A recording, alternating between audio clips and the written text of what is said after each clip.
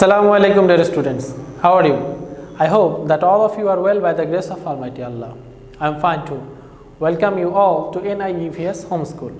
This is Mahmudur Rahman, Assistant Teacher of National Ideal English Version School.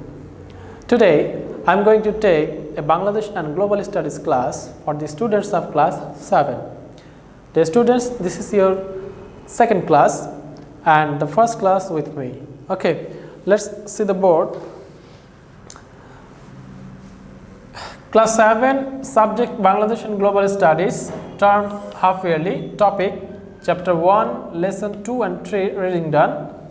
Lecture number 2, I repeat again, this is your lecture number 2. Teacher Mahmudur Rahman, this is my mobile number 01735852285 and this is my messenger ID Mahmudur Rahman Sohail. So dear students, the first chapter of your book, is Liberation Movement of Bangladesh, and today we are going to discuss on lesson 2 and 3.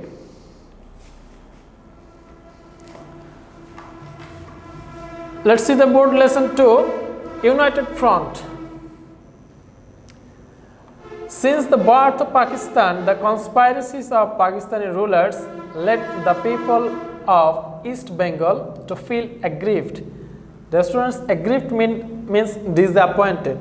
The attitudes and the hatred of West Pakistani rulers made the East Pakistani people, that means the people of Bangladesh, disappointed. Muslim League turned into a symbol of conspiracy and repression. Major political parties and the leaders wanted to defeat Muslim League in the election. So, they made an alliance which is known as the United Front. Some notable parties of this United Front are the Awami Muslim League, Krishak Shramik Party, Nizami Islami and Ganatantri Party joined the United Front during the election of East Bengal Provincial Assembly 1954. I have chosen some important points from the next formation of United Front. The first point is the election of 1954 was not the National Assembly election of the two parties of Pakistan. It was only provincial election of East Bengal. The second point is it means the United Front wanted to put up resistance against the Muslim League's actions to undermine Bengal nation, Bangla language and culture. Number 3, 16 political parties contested the election, but the main contest took place between United Front and Muslim League. The United Front's election symbol was boat. This is very much important. The election symbol of the United Front was boat. The next point is the United Front announced that 21 points in the manifesto to the public. These 21 points are very significant in the election of 1954. It proposed the recognition of Bangla as one of the state languages of Pakistan, cancellation of Jamindar system, nationalization of jute industry, introduction of cooperative farming and compulsory free primary education for implementation. So you can see that all the proposals or demands of United Front were in favor of public, in favor of mass people. For this reason, all the people of East Pakistan supported this party, which is reflected in the result of 1954. The next point is the establishment of Bangla Academy for the development of Bangla language and literature was also a point in it. This was also a point in the manifesto of United Front. So these are the notable points of United Front. In the election of United 1954, there were 309 seats, and among which United Front achieved 236 seats, and the Muslim League, the ruling party, gained only 9 seats. So you can see that how much the public supported United Front. Okay. And this was a revolt. This was a revolt of hatred of the public and mass people of East Pakistan towards West Pakistanis. And for this reason, this election was called ballot revolution. Okay. Now we will discuss on lesson 3, the 6-point movement. This is also a very notable event in the history of our liberation. On February 1966, a conference of the opposition parties was held in Lahore. It is in Pakistan. Mahmudur Sheikh Mujibur Rahman proposed the 6-point program there to regain all kinds of rights for the Bengalis of East Pakistan. Now, dear students, we will we will try to understand and read out the 6-point demands. What were the demands? Number 1, a new constitution has to be written according to the spirit of historical Lahore Declaration of 1940. The country should be based on parliamentary form of government. The parliament and legislatures should be formed with adult franchise. The legislatures should have the sovereignty. Number 2,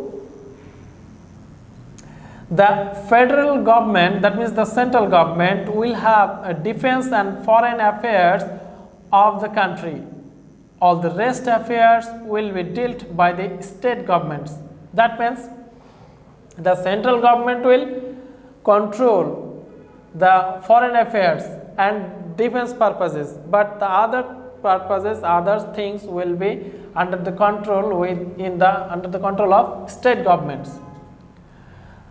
Number 3, 2 separate but freely convertible. Convertible means exchangeable, which can be exchanged.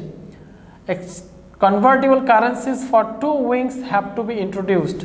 That means in East Pakistan and in West Pakistan there will be 2 different currencies, and both the people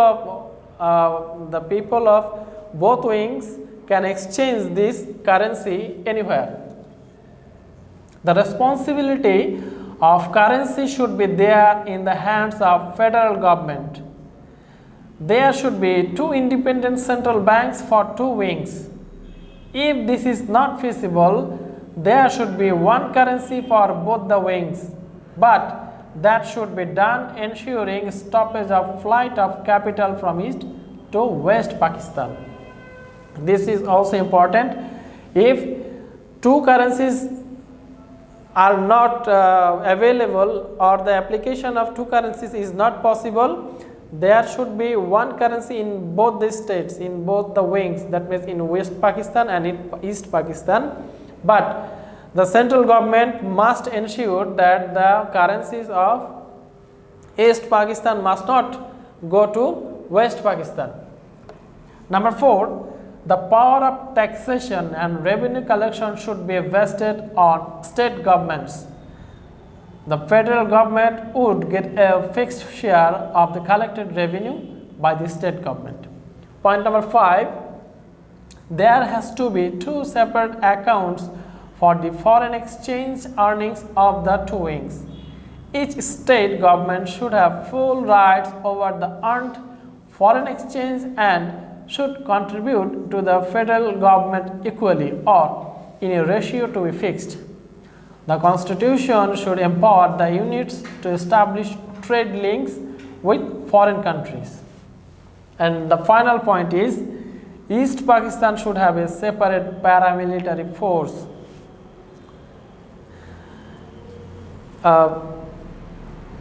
Number 6 point is also a very important to protect a territory. A military force is very important. So Bangabandhu Sheikh Mujibur Rahman demanded that a paramilitary force is essential for protecting the territory of East Pakistan. So what was the reaction to 6-point demand? General Ayub Khan, the martial law administrator, got afraid of 6-point demand. He realized that such autonomy for East Pakistan would end all their exploitations. They were also worried about independence of the wing someday. That would lessen the foreign exchange earning of Pakistan, because the greatest source of foreign exchange of Pakistan was jute of East. However, this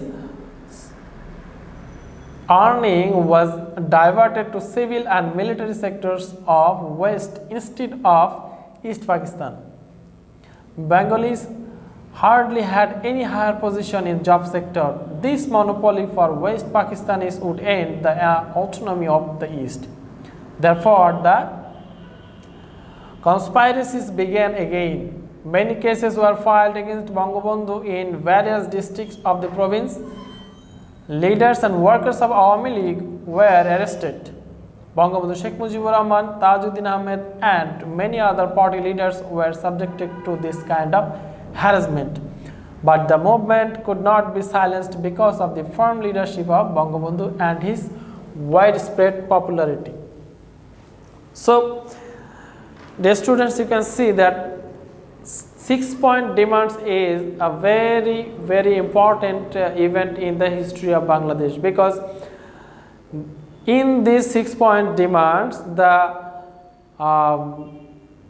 symbol, the sign of a birth of a new nation was designed, and General Ayub Khan also understood that if he agreed all these demands and demands, that East Pakistan will gradually open the door of independence.